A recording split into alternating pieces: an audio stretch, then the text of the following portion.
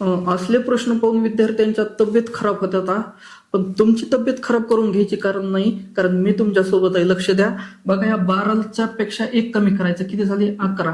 आणि 28ला जशाच तसं लिह. आणि या दोघांमध्ये गॅप कितीचा आहे बघ, दोघांमध्ये गॅप आहे 3चा, वरती 3 लिह. उत्तर झालं. इतकं सोपं आहे. त्याच्यासाठी तब्येत खराब कशाला करून घेताय? लक्ष द्या. या 5 पेक्षा एक कमी करा, 4. 3 जशाच तसे लिहा. आणि या दोघांमध्ये गॅप कितीचा आहे? 1चा. उत्तर झालं डायरेक्ट. तसंच बघा, 69 पेक्षा एक कमी करायचं, 68. आणि 11 जशाच तसे लिहा. आणि या दोघांमध्ये गॅप कितीचा आहे? या दोघांमध्ये 6चा गॅप आहे. तसंच बघा, 17 पेक्षा एक कमी करा, 16. 5 जशाच तसे लिहा. आणि या दोघांमध्ये गॅप शोधायचा आहे, दोघांमध्ये आहे 4चा गॅप.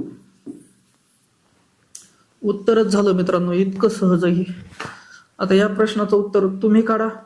जर तुम्हाला समजलं असेल तर कमेंटमध्ये मला नक्की कळवा. अशाच नवनवीन ट्रिक्स घेऊन आपण भेटत राहूया. जय हिंद, धन्यवाद.